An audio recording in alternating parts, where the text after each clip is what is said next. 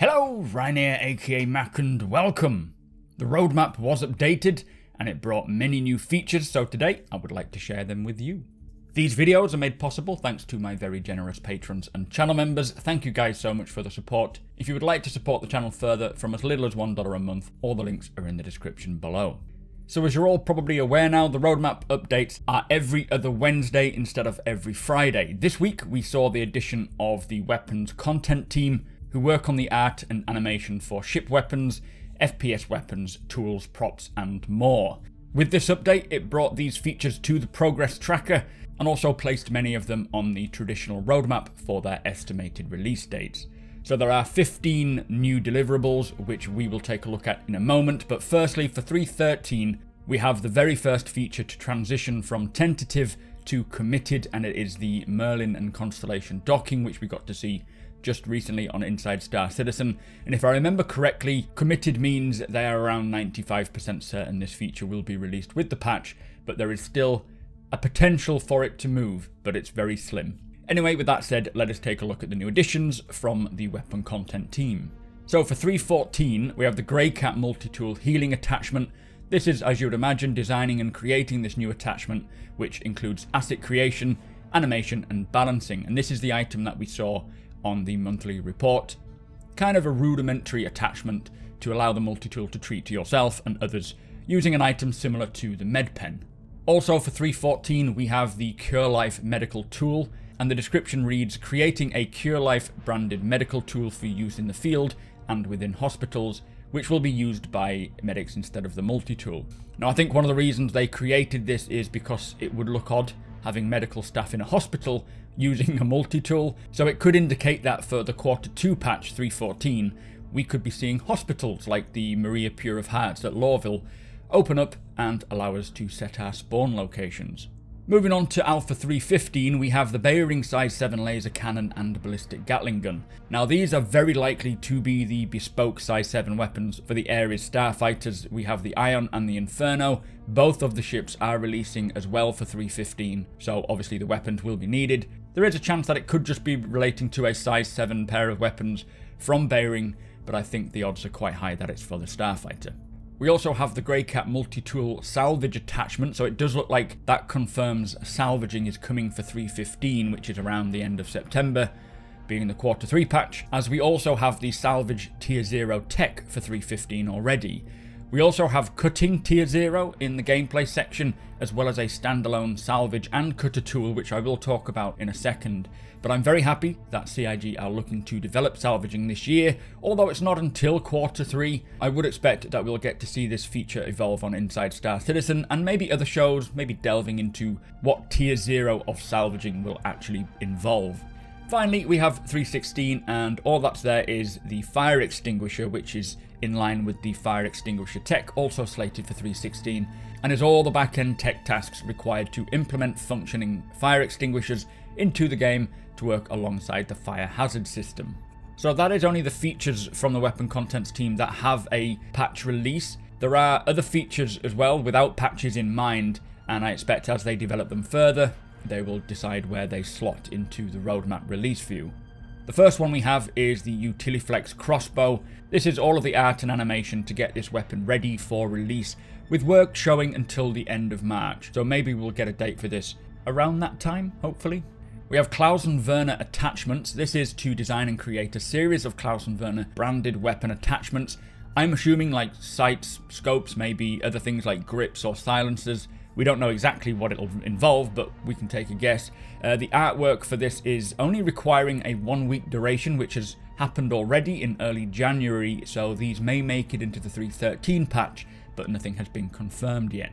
The same kind of goes for the next feature, which is Moab, or Mother of All Bombs. This is to be used, from my understanding, with the Hercules A2, and it'll include the asset design, creation, animation, and balancing. And there's only a 2-week sprint for this one happening in early January, but regardless, the A2 isn't scheduled until the end of September, so whether we will see another ship or vehicle using a Moab before the A2 comes in, I don't know. The next feature we have is mag stripping and refill, which is on the roadmap for 3.15, and this will allow players to strip found magazines of their ammunition, removing each bullet to refill their own, either manually or via a bullet reloader. Now, work for this ends around early June.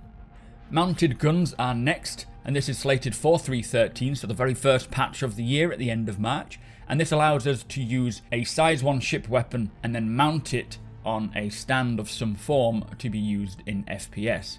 Work for this started in January and should be wrapping up any time now. We also have anti-personnel turrets. Now this has a 6-week duration from art ending at the beginning of April, and it says implementation of turrets that will be used in various locations to deter bad behaviour after the removal of green zones. Now, with the inclusion of spawn lockers in 3.13, meaning that they will be able to spawn an NPC security force to help control a situation, it looks as though they are also planning to implement turrets to target those misbehaving. The next step for the security system is to remove the green zones in space stations, so for either 3.13 or a later patch, not only will we have AI security forces coming to fight, but automated turrets as well, so be careful where you draw your weapon.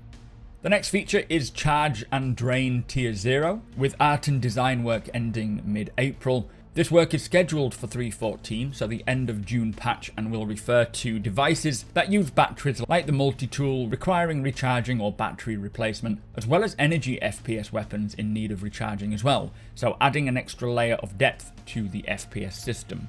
Where we get to recharge them, I don't know. Obviously batteries can be handheld and carried.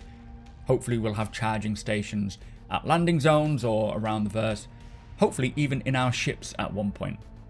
So next up we have a few Greycat tools. Now these are Greycat Industrial Tractor, Salvage and Cutter dedicated tools. So not using the multi-tool, as we have already seen the multi-tool attachments for each of these.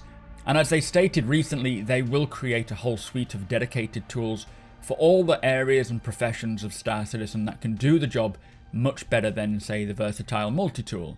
What I find interesting is both the dedicated salvage and tractor tools complete their animation and artwork in July, whereas the dedicated cutter tool finishes work around mid-March. Not that I'm saying we're going to see this tool come in March for 3.13, but there is a chance, or at the very least, a look at the work being done on it in Inside Star Citizen. Now personally, I would prefer them to use a different manufacturer for the dedicated tools, or for a full range of dedicated tools, rather than Greycat. Obviously it makes no difference because I'm sure we will see some later down the line, but I am very interested to see the difference between the salvaging and the cutter tool. I guess the cutter tool would be for just cutting through items like we've seen in the vertical slice and so on, whereas salvaging would be more dedicated to whatever the tasks are required. It is great to see these new mechanics making their way this year, and I'm very excited to see how these will work. So leading on from that, we have Cutting Tier 2. This is the continued development of the existing multi-tool tech to allow players to cut through specific objects and freeform cut on specific surfaces. Now work on this is only 2 weeks in June, so it will be improving on what the cutting tool can do already. Continuing on with the multi-tool, we have an unusual one, which is multi-tool FPS attachments. Now unfortunately, the description doesn't really shed any light on what these are. It just says designing and creating the assets, animations and balancing for the multi-tool FPS attachments. Now the work on this isn't happening until October-November, so nothing really to worry about early on, but I am intrigued as to what these FPS attachments are. Do let me know in the comments if you have any ideas. Missile improvements are next on the list, and this is the conversion for missiles and torpedoes to use the IFCS system. Now the work on this shows a 2-week sprint in April, although the feature is on the roadmap for 3.13, so maybe we're getting this as an interim patch after the initial 3.13 release. I guess we'll just have to see how the work progresses.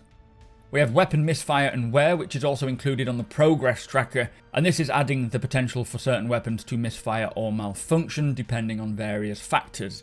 This is actually on the 3.16 patch, or scheduled for 3.16, and the work begins for it around July and then ends mid-October. The next feature we have is a series of Vault weapons, and Vault stands for Verified Off-World Laser Technologies, a new weapon manufacturer to make it into the verse. The Parallax is an energy assault rifle which will reach completion around mid-August. We have seen this already. This is the concept art we got on the monthly report. We have the Volt Quartz, which is an SMG or submachine gun, which has work starting mid-September and ending in December, as well as the Volt Fresnel, which also says it's an SMG, whether that's actually a different weapon and they've accidentally put SMG again, or whether we are getting 2 Volt SMGs, I don't know, but this only has work in December as well. Now it appears that Volt also make weapon attachments. Whether these are purely for the Volt weapons themselves or if they can be attached to other weaponry, I'm not sure, but they require 1 week's work, also happening in December. And finally, we have FPS Overheat, which is to add heat management to FPS weapons, meaning that players will need to manage their rate of fire, and when an overheat happens, it'll actually damage the weapon and require a short cooldown before it can be fired again. Work on this is not until December though, so it's nothing we need to think about right now. But this will obviously tie in with the weapon age, degradation and wear, so making us think a bit more and again increasing that depth for FPS. So that is the latest for the roadmap updates. Some great stuff being added this week, and I'm very excited to see Salvaging coming this year, and all the dedicated tools as well will be great to add to my collection of equipment. The next roadmap update will be in a fortnight, so not until around the 24th of February. But with that said, if you did enjoy this video, please consider subscribing and hit that like button as well if you don't mind. It does the channel a big favour. Also, if you want to be notified when my videos go live, be sure to tick that notification bell.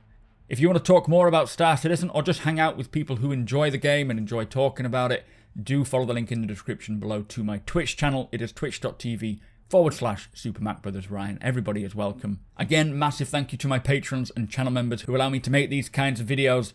Thank you so much for watching, and I'll see you in the next one.